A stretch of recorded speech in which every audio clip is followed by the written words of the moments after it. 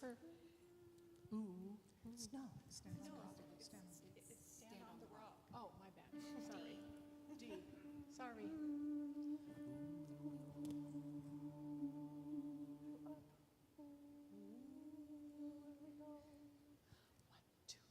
Gonna stand on the rock. Yes, Lord, gonna stand on the rock. It's gonna be my home. Gonna stand on the rock.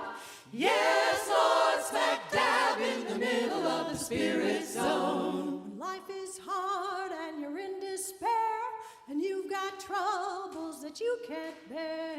Stand on the rock.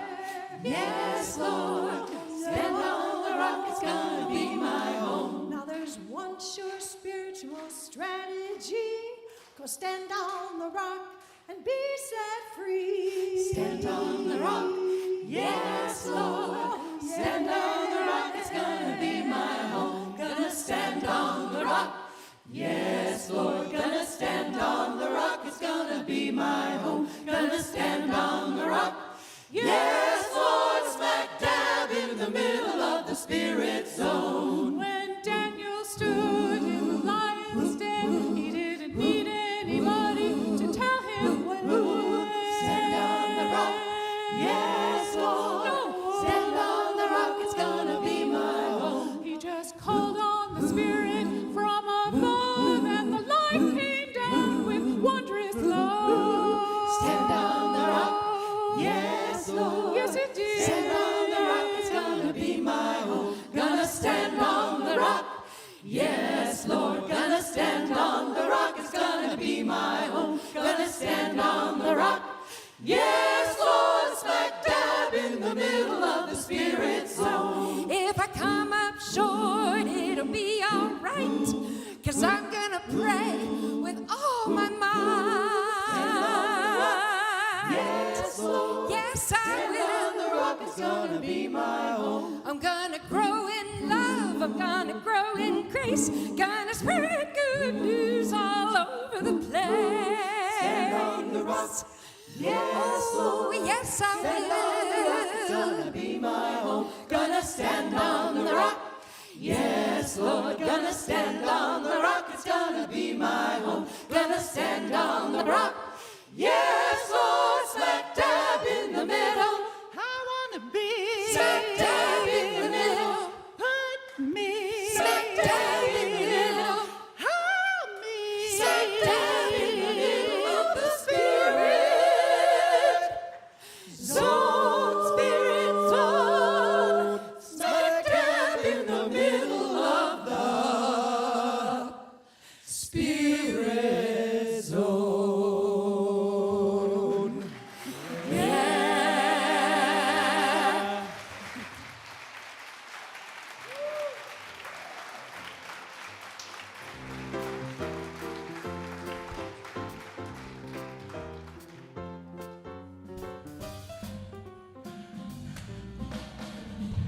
Thank you. Higher ground, everyone. Don't they sound great?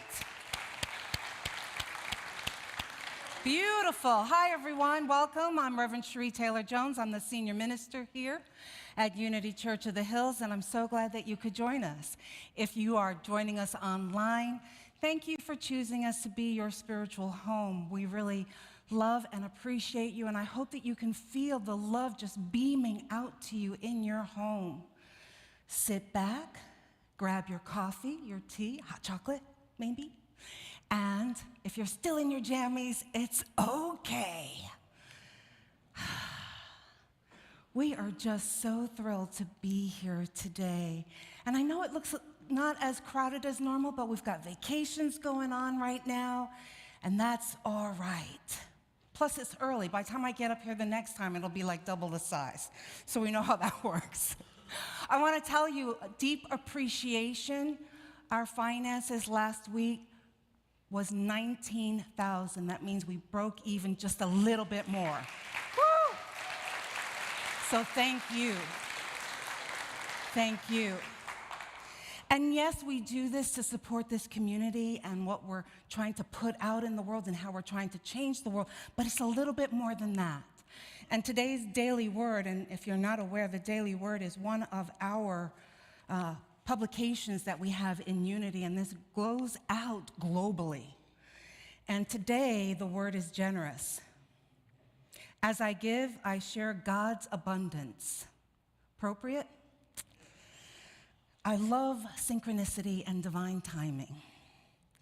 The limitless resources of infinite spirit flow through my loving heart and clear mind as a never-ending supply of divine ideas.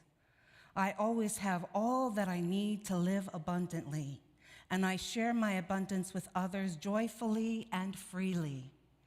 I give generously of my resources, talents, and skills, happy to support those I care about. I am generous with praise, gratitude, and encouragement. I give generously of my time. I am a good friend, a devoted family member, and a compassionate listener. Whenever I give, without thought of reciprocation, right? Without getting something back, I center myself in the divine flow. I am grateful, trusting recipient of Spirit's unfailing generosity and a conduit through which all of God's blessings flow. Yes, so we say yes to that. So think about that every time that you're loving someone, praising someone, giving of your time, talent, you're just being in that universal flow of unlimited supply. Yes, and I believe that. So I don't know if all of you are aware, but we have this amazing video that Courtney Poole designed. I didn't ask her to design anything. She just came and sent me an email. What do you think of this? And I was like, oh my God, this is fabulous. So I just want you to see it, please, again. So what about us humans? Are we finally ready to just say humanity is one? Can we just start there?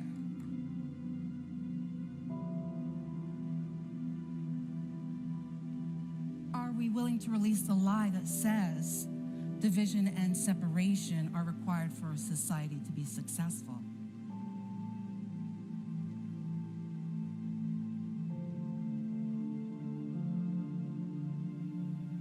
So I'm going to go there.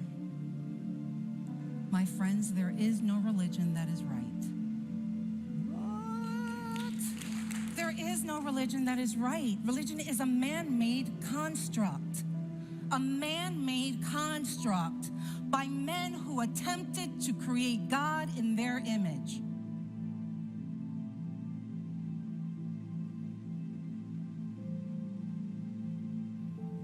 I'm also going to go here.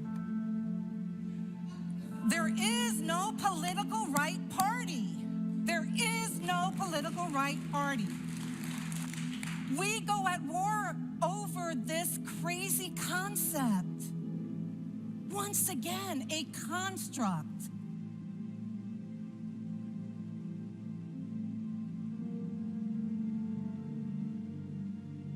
I'm going here too. There is no race that is right either. There is no race. There is only humanity. And the time, my friends, is now. It's time to stand up. It's time to create anew. It's time for us to be in the question of what society says is normal. It's not normal to hate someone simply because they look different than you.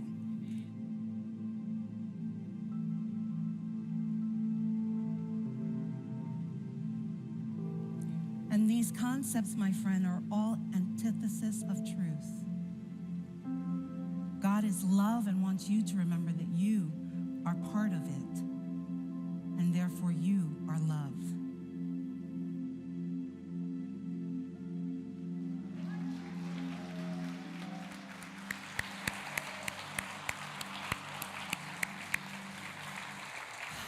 So I'm inviting you to spread the word. There's a QR code there. You can click it with your phone and just get it out. It's not about me. Sure, I look good on that. I'm not going to lie. Right? But it's about the content. It's about what people are seeing and talking about right now, what they're feeling, what's driving us. Let's get in that conversation and let's create anew. So that's why I want us to spread this conversation piece. Right now on Facebook, we are over 1,000 views. So it's getting out there. So yeah, thank you, thank you, thank you. The other thing that I want to mention is we've got a few weeks left with our beautiful angel known as Becca Cooper. Her last time with us is July 31st. And then they will spread their wings and go to Hawaii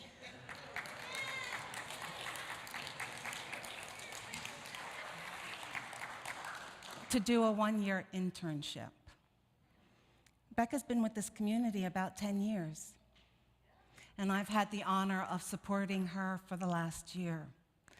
So, the Rainbow Fellowship is inviting you to join on Sunday the 24th after service at the Mexican restaurant Los Reyes as a celebration and to love up our angel, okay?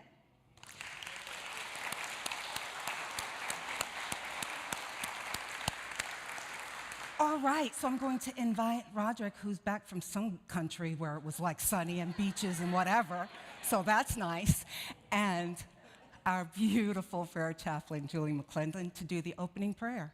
Thank you.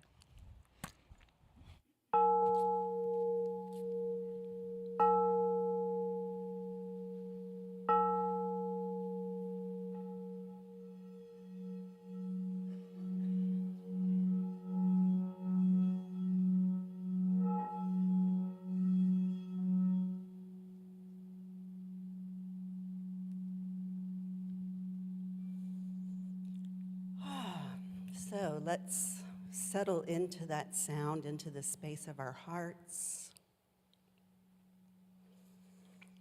feeling in ourselves in that place of being centered in God, and feeling a great sense of gratitude, saying thank you. Thank you for everybody who's here today, no matter how they're here, and thank you for everything that brings this church together to be what it is. We look forward to a perfect service, knowing that we are each and every one of us divinely led and moving toward our highest good. So we're excited to see what happens today and what happens in the weeks to come. We know that it will all be perfect, and we can't wait. And so it is. Amen.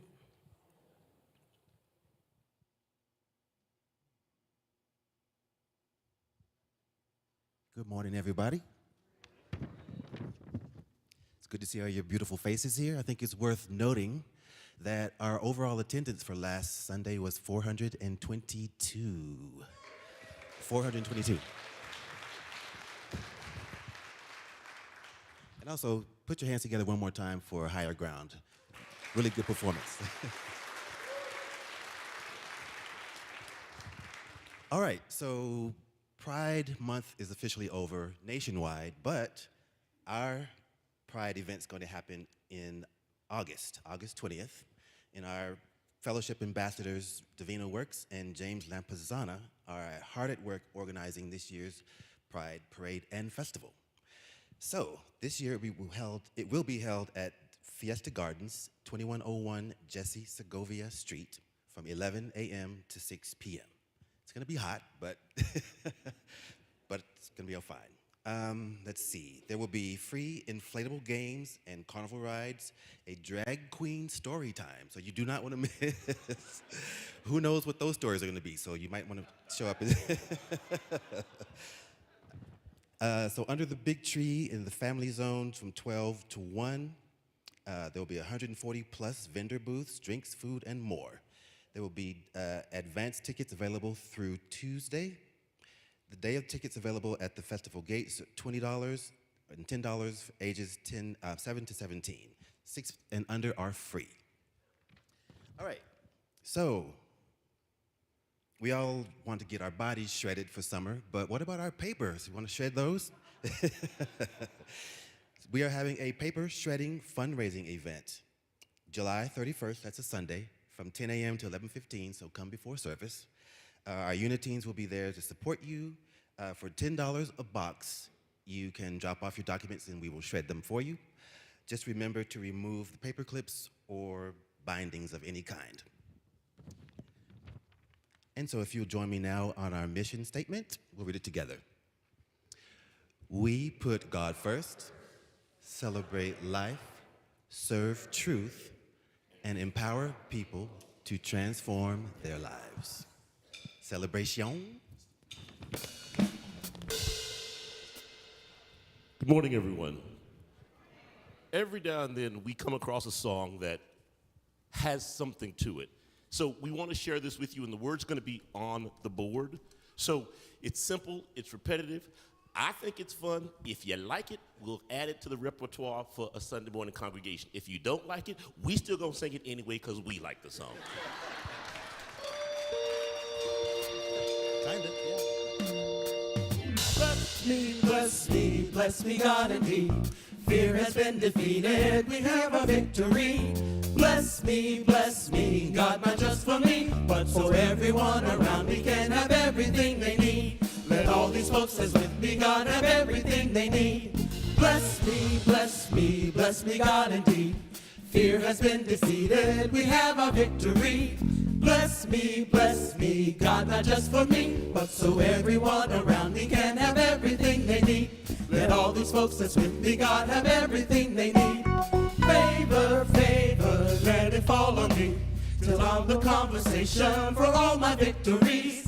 Favor, God, not just for me, but so everyone around me can have everything they need. Let all these folks that's with me, God, have everything they need.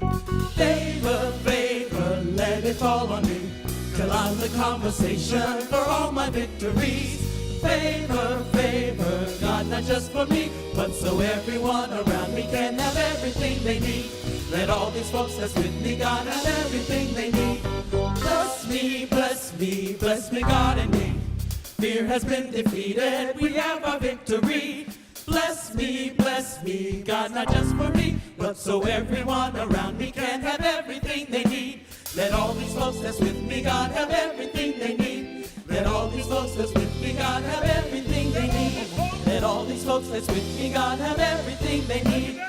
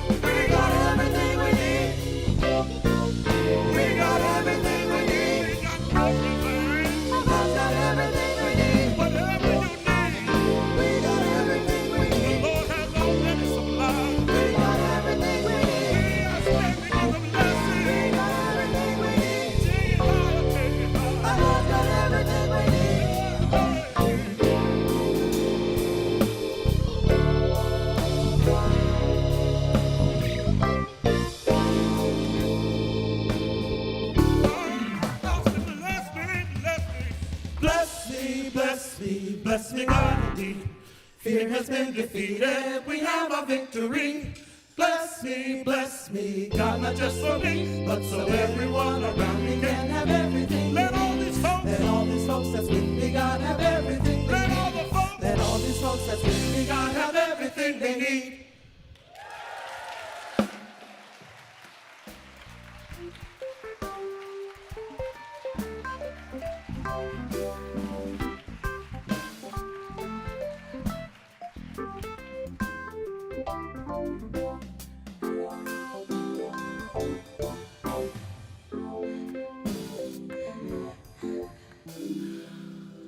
Whew, I think we are awake and in the flow. Thank you, Celebration, the band. You guys are awesome.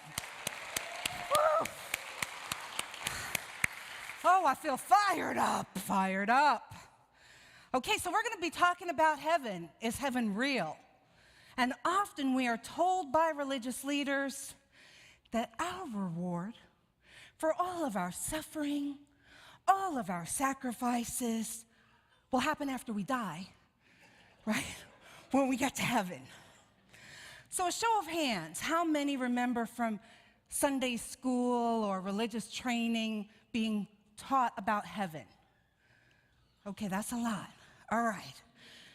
So I've asked my incredible assistant, Reggie, to work with me. See, I'm offering you a slice of heaven now to be enjoyed after service if you're willing to answer some questions about what you learned in Sunday school or religious training about heaven. Fair? Okay. So these are called Maxine's Heavenly Cookies. They are non-GMO, gluten-free, and vegan. I worked hard on this. But here's the thing, they taste amazing. They do. I tried one out, Graham and I tried one. Right, am I lying? I'm not lying, they're good. They're good. All right, so a taste of heaven. All right, so who's gonna answer, where is heaven located? Up there, okay, give out a couple. Okay, and how far up there is heaven located? Way up, okay. All right, good. And how do we get there? You gotta die. Who was that? Who said that one? Okay, right next to you. Okay, Joy, you got it. All right. And what does it look like? Wait, okay, go. Streets of gold. Okay, gentlemen there. Who else? Puffy clouds. The beautiful woman in purple there. Puffy clouds. Well, I didn't even hear anything from you. Why are you putting your hand in there? Did you learn that in school? Yes, beautiful. All right, so she's stealing my thunder. She's saying that it's in here. It's in here. What else did you learn from Sunday school? Pearly gates. Who said pearly gates? Okay, that's Paul back there. Hand up. Surrounded by loved ones. Who said that? Okay, good, good. Oh, and not everybody gets there, right? Who gets there? Only Catholics. I heard only Catholics. Who else gets there? Opal, what did you say? Perfect people, that's right. Perfect saintly people, right? The saintly people. Christians. Christians. Straight people. Beautiful. Straight people. Christians. People who are saved, right? That was another one that I heard. What else? The chosen people. And depending on your religion, it could be as low as 144,000, right? Okay. All right. Thank you. Anything else that we may have not touched on? James. Accepting Jesus as your Savior. Oh, what about St. Peter? That's right. What? The big book? Yes. Right. St. Peter is going to judge you. That's right. Whew. Well, I think we got it nailed down now. Thank you, Reggie. The story of heaven, right? As this far away, unreachable place that you can only get to if you die, right? Is very similar to some parenting techniques that people use. You know, that reward one. I'm sure you've heard this. Honey, if you get good grades this semester, this term, you know that video game you've always been wanting? It's yours, right? Or that trip, right? So how is the promise of obtaining the ultimate reward for being good, which is residing in heaven for all eternity after death, any different? How is it any different? So today, here at Unity Church of the Hills, we're going to question if heaven actually exists. And if heaven does exist, what do we have to do to get in there, right? So let's start at the beginning. How did we come to believe that this is the concept of heaven? You know, the one surrounded by the pearly gates, St. Peter as the guard, allowing or not allowing people in. So far away, you can only get it at death. Angels wear togas. That was one of mine. And harps play all the time. Come on, people, you've heard the harps playing all the time, right? How do we get that that's the real heaven? Well, let's start with some sacred texts. We're going to look first at the Jewish Bible. There are references to heaven in the Jewish Bible, and one of the first ones being in the book of Genesis. And it is Jacob that has a dream. And in his dream, there is a stairway from heaven all the way down to earth, and he sees angels descending from and ascending to heaven. And at the top of the staircase, God stands and speaks to Jacob in his dream. And then we're going to look now at Christology, you know, the New Testament. Where do we get those ideas that Peter could be this gatekeeper? And let's turn to Matthew. Matthew chapter 16, verses 18 and 19. And Jesus said this to Peter, "And I tell you, you are Peter, and on this rock I will build my church, and the powers of death shall not prevail against it. I will give you the keys of the kingdom of heaven, and whatever you bind on earth shall be bound in heaven, and whatever you loose on earth shall be loosed in heaven." So this verse comes at a time when Jesus is kind of schooling his disciples. He's doing that Socratic method where he's doing the questioning. Who do you say I am? What do you think God is? Do you think you're part of God? You know, those kind of questions. And Simon Peter answered Jesus' question saying, "You are the Christ, the living Son of God." And at that moment of Peter's answer is Jesus' response, which I just read to you, right? And he's giving Peter the keys to the kingdom of heaven. And in our mind, it's very easy then to deduct that, wow, this is the dude. This is the dude you got to get through, right, at those gates. And then we look to Revelations. Now, this whole Revelation has been designed by St. John. And he's a prophet, and he got lots of visions, but these visions were often steeped in symbolism. And his writings are often referenced as the end times. Have you heard that before? The end times. Because it's a scary book, let me just say. It's a scary book.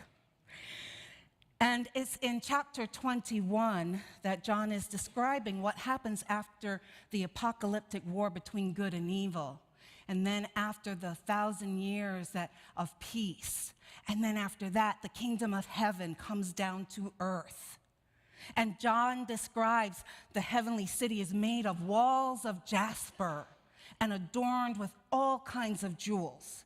And then it's in chapter 21 verse, that he writes this about the gates to the city. And the 12 gates were 12 pearls, each of the gates made of a single pearl. And the street of the city was pure gold, transparent as glass. So there you have it, right? The pearly gates, streets with gold. So it's really easy for us to look at this from a literal interpretation that this is what heaven looks like, right? And of course, we all want to be there after we are out of our bodies. But what we often forget are that these texts are channeled. Every sacred text that we have has been channeled. And what does that mean? It means that God, angels, spiritual guides spoke or gave visions to these people. And these people often had limited understanding of the totality of what they were being told and informed. So why do you think Jesus spoke in parables? He spoke in parables and stories to help people understand what he was saying from their viewpoint, from their references that were going on in their world. And when we look at the scariness of Revelation, what we fail to forget is that, no, we do forget, but what we fail to remember is that St. John was in exile.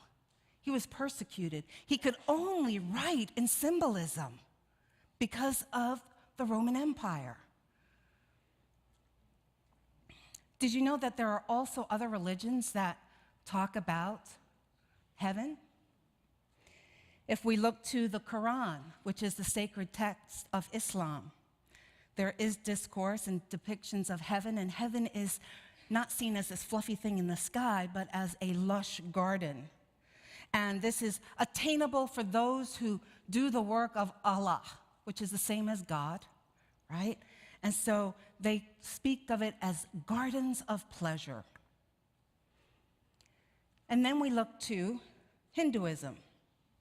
And it's interesting, in Hinduism, there's been a shift. So it started with the sacred text called the Vedas, which came about 1500 to 1000 BCE.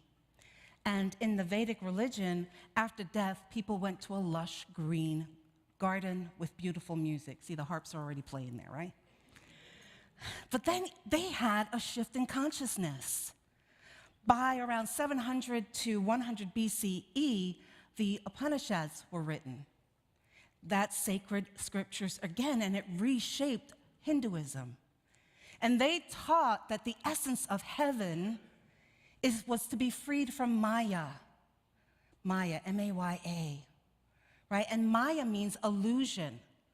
So they came to believe that heaven was to be freed from illusion. And illusion are those beliefs that we humans hold on to that block us from reality, that immerse us in pain and suffering of the world. And then we look to Buddhism. You know, their basic tenet is that there's this unlimited cycles of life and death, right? So you're born, you live your life, you die, and then you reincarnate over and over and over again. And heaven for them is the end of the cycle, the end of that cycle of being reborn over and over again. So for them, heaven is escaping the pain and the suffering into union with the deepest reality. And how do they get there? How do they attain heaven?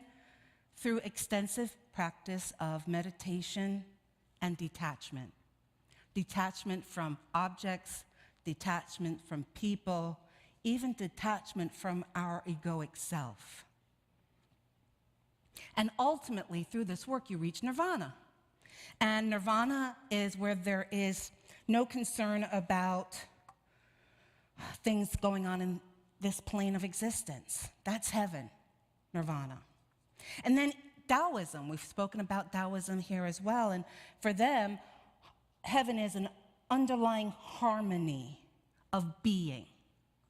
Harmony of being. So that's just a brief snapshot of some of the world religions and how they look at heaven. And here in New Thought, which is a philosophy that unity is a spiritual movement and a part of, heaven has long become a metaphysical understanding that it depicts a state of consciousness, right? It's where our soul and body are in union with divine mind. Now, some of you have taken the Quest class, which is a year-long, which is a year-long study that you can do about metaphysical understanding, foundational work. And here they explain that heaven is a state of mind. When you live in the awareness of God as a presence and a power in your life, when no matter what happens in the outer world, the real of you is unchanging. God, what would that be like? The real of you is unchanging, peace-filled, and expectant of good. Heaven will indeed be in the midst of you. Heaven will indeed be near. And then we have Ernest Holmes. Ernest Holmes is the founder of a new thought movement, spiritual movement known as religious science. And he references the new text scripture of John. And it's John 3:13, which says, "No one has ascended into heaven but he who descended from heaven, the Son of Man."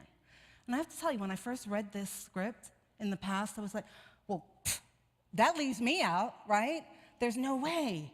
But it's not true. When we do the reading and we do some work, Ernest Holmes clarifies this for us. He says, here is another of those hidden meanings. Only that can return to heaven which was born in heaven. And since heaven is not a place, but a state of consciousness, the return must be a recognition that heaven is already within. That's like a mic drop, right? Boom. There it is. So to answer the question, does heaven exist? Yes. Yes. But heaven is not a place, not a reward for being good, or only reachable by saying the secret phrase, Jesus is my Savior, right? Heaven is a state of consciousness, and it's within each of us.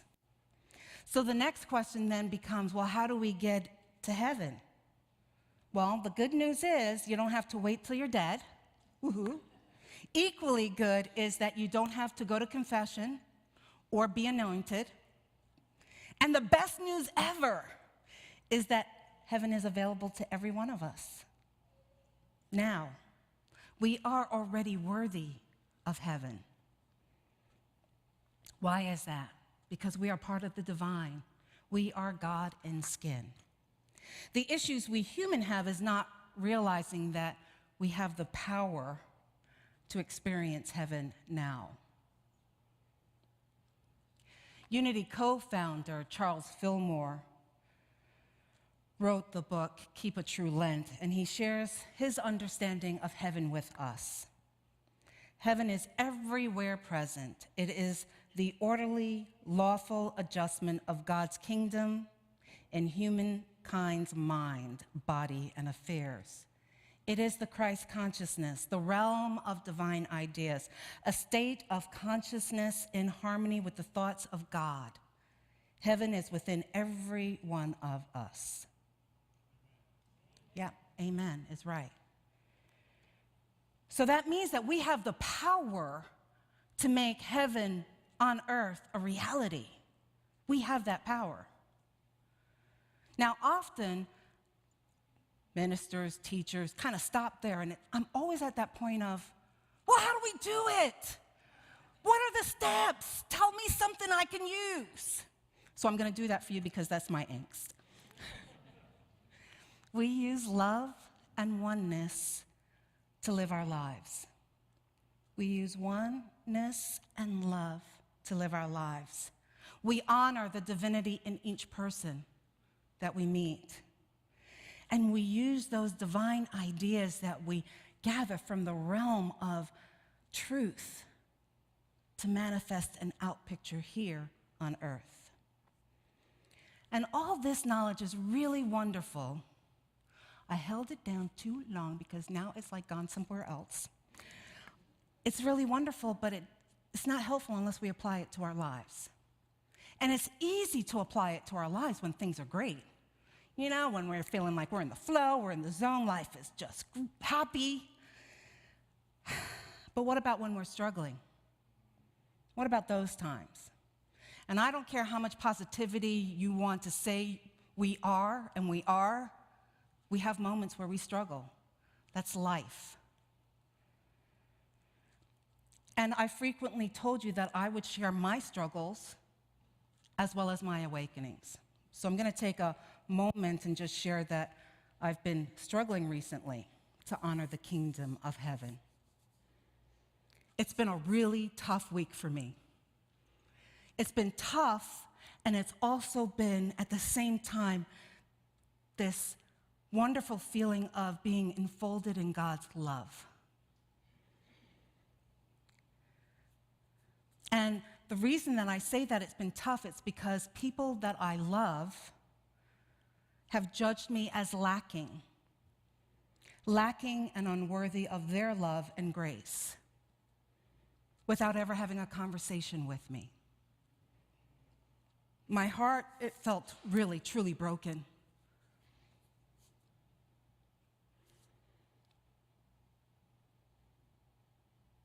And from my ego, I was just incensed by the injustice of it all, right? I can have all of those, right? We're all human.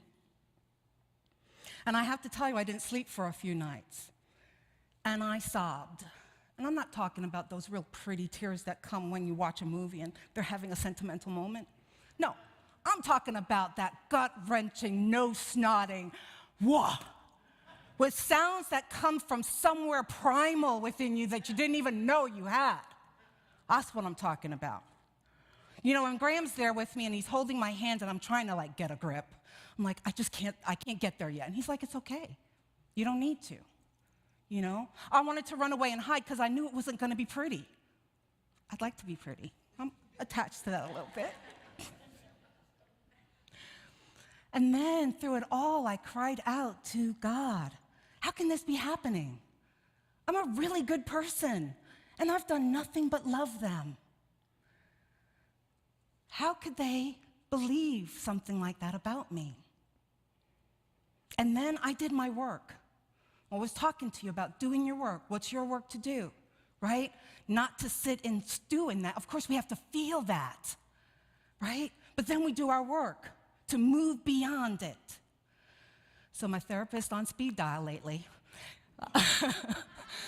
and my coaches and my mentors, you know, and I talked to them, and I got to see beyond the indictment. I got to see the possible unconscious biases and beyond that. I got to acknowledge that as a minister, the role that I embody here at Unity Church of the Hills is that not only do I represent God, but I represent all of those spiritual leaders who have come before you that may have abused or hurt you in any way. I represent them too. And I also came to the realization that there is this level of expectation of perfectionism that is not attainable on the human level. So at that time, I really got to do a good deep dive with God and with grace. Grace and the kingdom of heaven are entwined in this beautiful fabric of energy that just supports each of us by the universe. Grace is receiving a bounty of blessings without merit or cause, just because you exist, just because you are part of the divine. And the very next day, my heart broken and confused, I knew I had to show up to support others. I had 5 spiritual counseling sessions over the next 2 days. And I thought to myself, God, how am I going to do this? I feel so broken. How am I going to do this? And I prayed and affirmed God's love and affirmed, what am I here to be? Who am I here to be? And these sessions were not only gifts to the people who I supported, but gifts to me. It reminded me about how damaging it is for a divine human being to internalize someone else's beliefs of who they are. Did you hear me?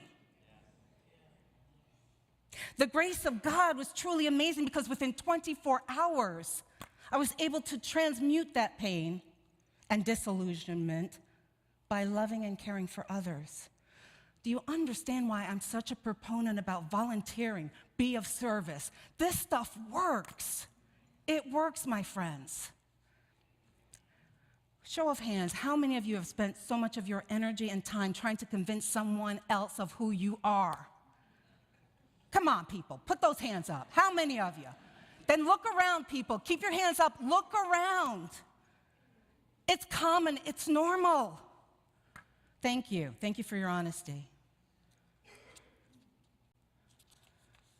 We may think if we can only prove our worth, our innocence, our light, our love, our integrity, that they will finally get it.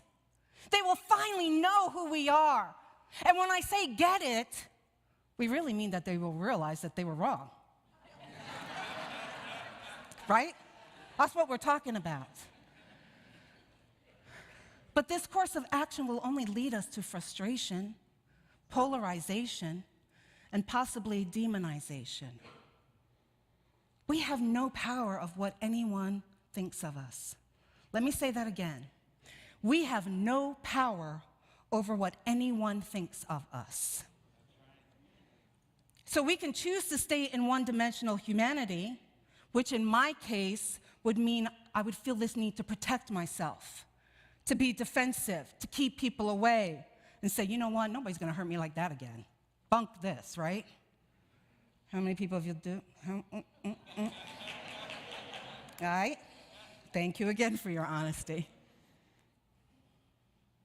Or we can remember we only have power over ourselves.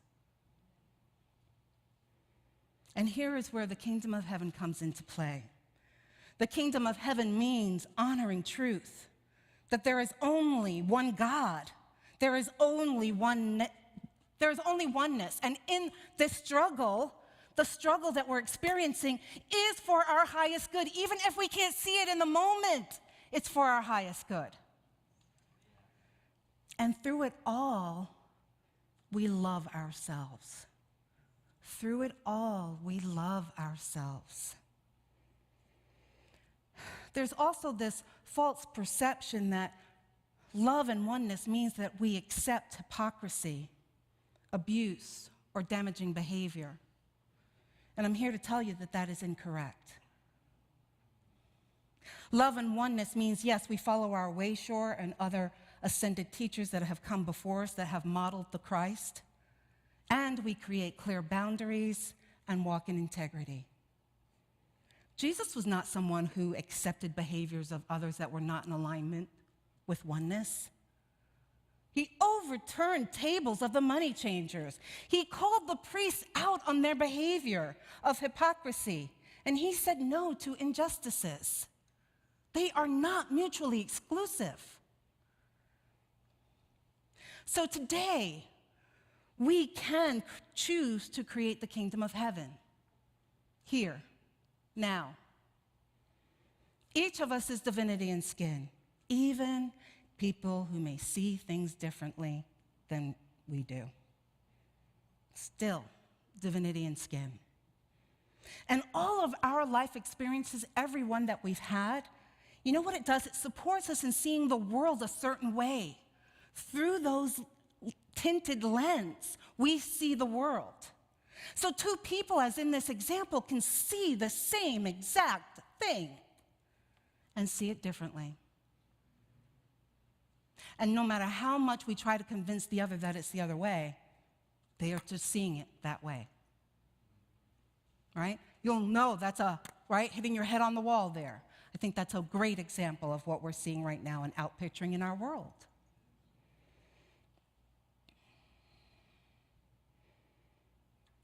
My hope is that with this awareness, with this demonstration here, that you are able to shift your consciousness from being in this type of resistance to each other because of differences to coming up and being the observer, right? So elevating your consciousness and coming as being the observer and then tapping into the divine realm, to truth, to consciousness that is light and love.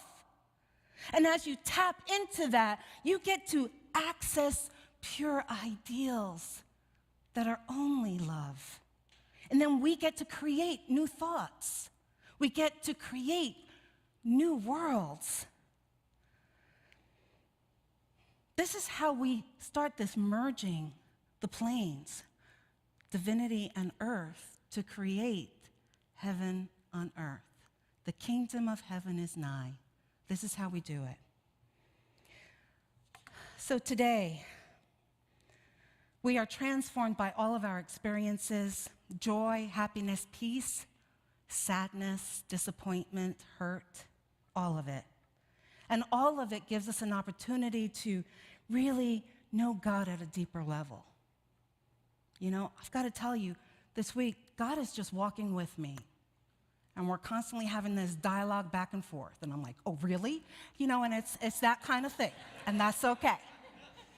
That's okay. But here's the other piece of these experiences. They allow us to meet others where they are and to help them navigate and transmute and hopefully transform. So, I say all the time, all experiences are of God. All experiences are of God. And today we have the choice. And I hope that you will join me in creating heaven on earth together. Namaste.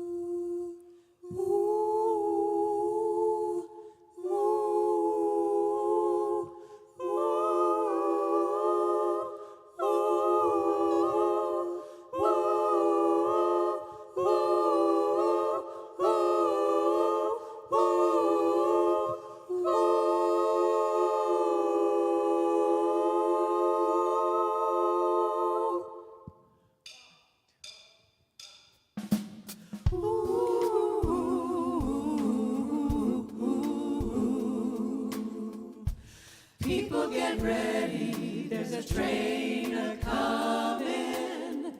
You don't need no baggage, you just get on board. All you need is faith to hear the diesels coming. Don't need no ticket, you just thank the Lord.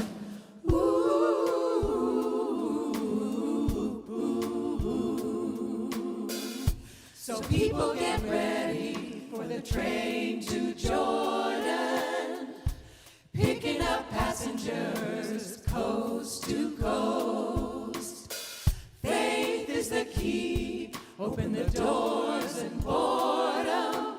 There's hope for all, we're all loved the most.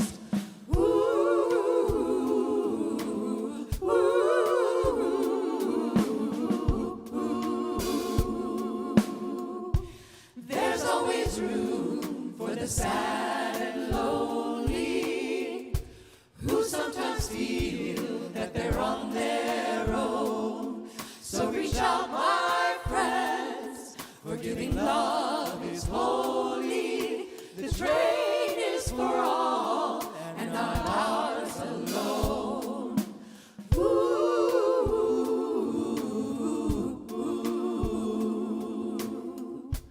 People get ready for the train a-comin'. You don't need no baggage, you just get on board. All you need is faith to hear the diesels humming. Don't need no ticket, you just thank the Lord.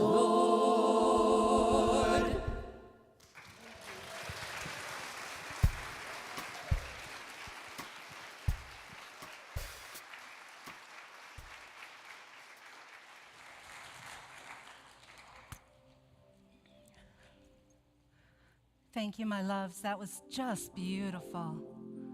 I love what you bring, so just know that it touches our hearts. Thank you.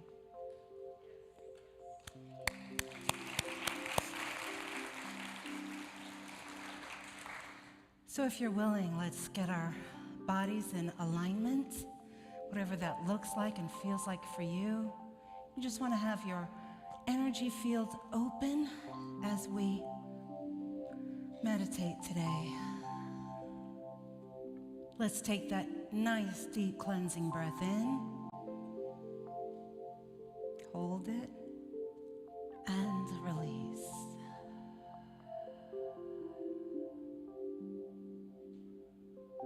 One more deep breath in. Count to 4. Let it out.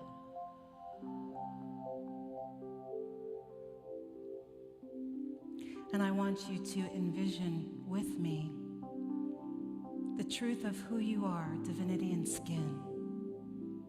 What does that look like for you? Is it an energy ball? Does it have a color to it? Is it gold or pink or lavender? When you see the truth of who you are, your true essence, what does it look like? When I see mine, it's this round ball of energy, and it's all bright white with light tinges of gold on it. And it's a joyous energy, and it's clear in who it is, clear in what it is, clear in its purpose. So I invite you to find that place in your body where the truth of who you are resides. And then picture it.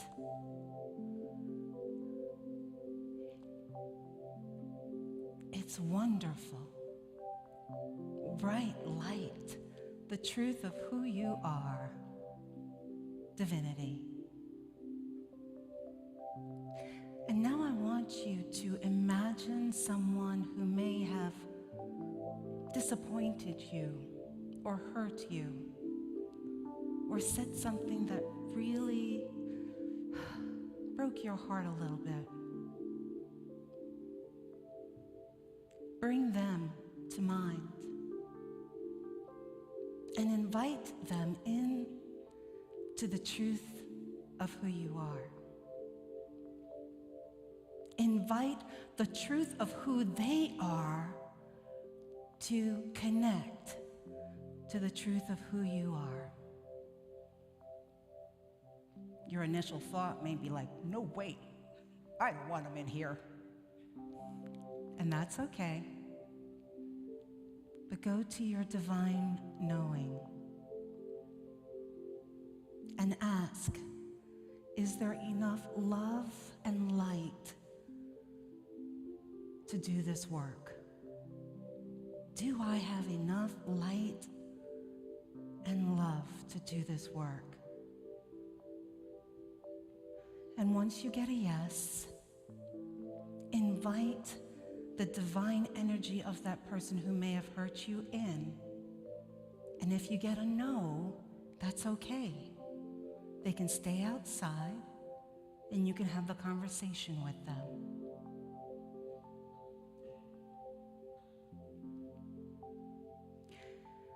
And the conversation is, I see your divinity.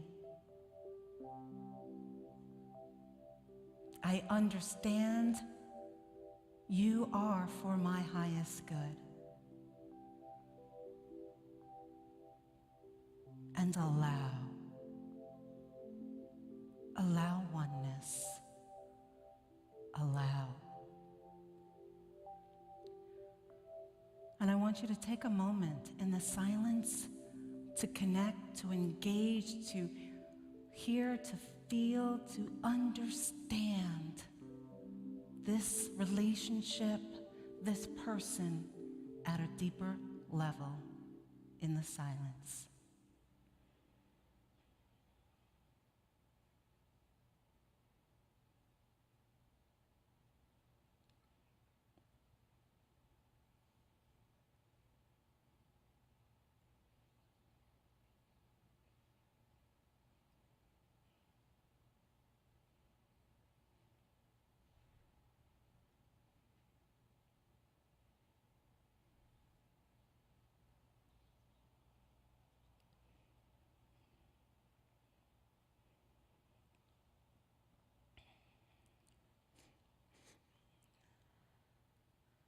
And at the sound of my voice, you may say your goodbyes, your appreciation. You may bow to the divinity within that person from the divinity within you. And allow their energy to dissipate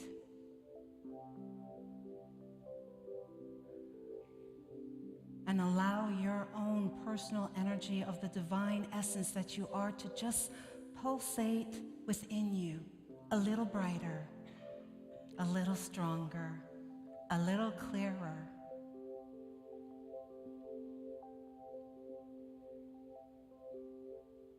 Now take a nice deep breath in and exhale.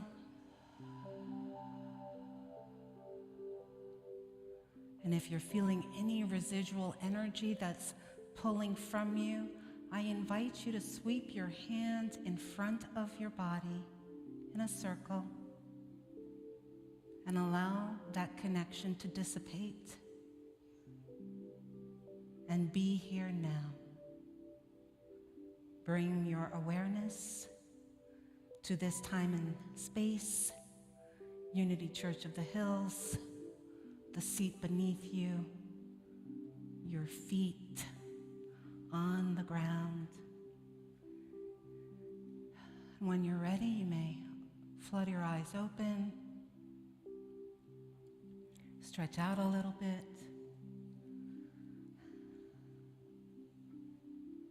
There is only oneness. I love you guys.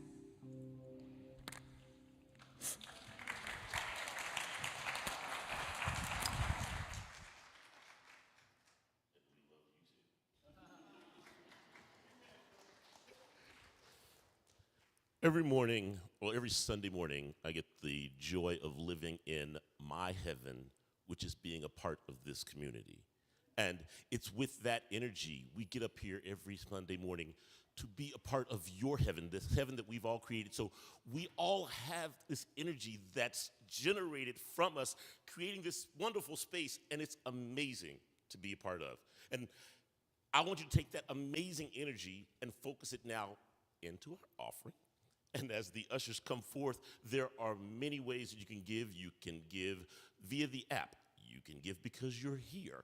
You can write a check. You can mail a check. You can Venmo, Zelle, PayPal, Cash App, Yelp Me, whatever. Anyone you have. Basically, what we're saying is give and give freely and joyfully from your heart into this heaven. And then the blessings will go forth. So let us say our divine blessing together using that energy. Divine love through me blesses and multiplies all that I am, all that I have, all that I circulate, and I am grateful.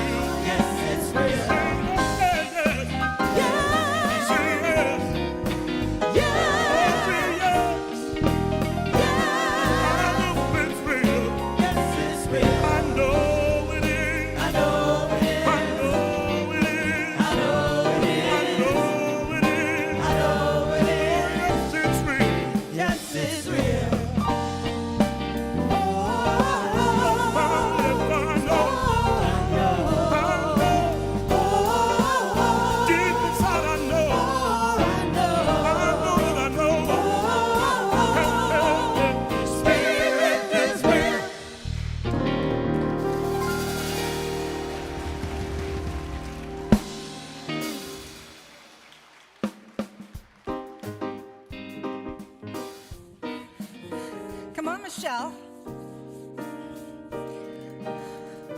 Were you telling him how fabulous he was? I know. He knows. He's fabulous, right, Roderick? You are fabulous. Thank you. Celebration. Hi, good to see you. I was wondering where you were. Oh, so Spirit, we just know you are real. And all of these gifts are simply an energetic exchange, an energetic exchange that is just going to bless everyone that gave with a joyful heart in new, profound ways. And for all of this, we are truly grateful, and so it is. Amen. Amen. Thank you.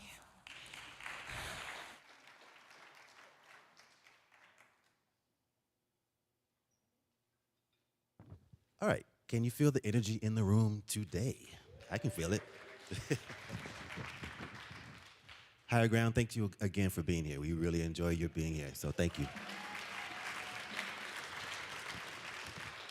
All right, so our prayer chaplains are available to you this Sunday and every Sunday after service in the chapel. So if you are compelled or want to connect with one of them, they are available to you in the chapel after service. If you are watching us online and you want to connect with the prayer chaplain, the number has changed. It is now Silent Unity number. It's there on the screen, and it should be on your screen if you're watching at home. So there is a series of automated prompts that you can now choose from based on the experience you want to have at the time. So feel free to call anytime. Save the date. Guest speaker Shad Groveland. I love that name. Shad. Super cool. He is the senior minister at Unity Las Vegas, and he's also the executive director for Unity Worldwide Ministries. So he'll be here Sunday, August 7th. During his talk titled Unity, Then, Now, and Into the Future, Reverend Shad Groveland discusses how, in a rapidly changing world, we will experience significant changes. So join him on Sunday, August 7th, when he will discuss how Unity can adapt to those changes. And I think that's apropos, right? Adapting to change, we need that. So join him on August 7th for that enlightening talk.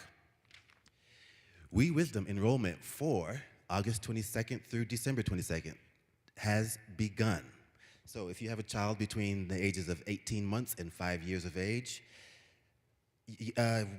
We Wisdom offers a unique curriculum which honors the different learning styles of all children by incorporating art, music, yoga, nature, language, math, and science. So I would love to have yoga when I was that young. Namaste, for real. So if you have a child that age, feel free to enroll. You can go to unityhills.org to register. Next Sunday, this beautiful angel here will be speaking with us, or to us. So when we participate in communion, what are we doing? Are we perpetuating some strange cannibalistic ritual? Join Chaplain Becca Cooper as we look into the historical, religious, and spiritual meaning of communion. Metaphysics allows us to bring this Christian practice into perspective and unravel some of the myths and the stories we have created over time. So be here next Sunday and join Becca. I'm sure it'll be fantastic. So at this point, we'd like to say a fond farewell to, would the parent of child B as in boy 524 please go to room 7? I guess the YFM area, there is a need for your child to be with you at this point. All right. So we are saying goodbye to our online congregants. We're going to bring in our youth at this point, singing This Little Light of Mine.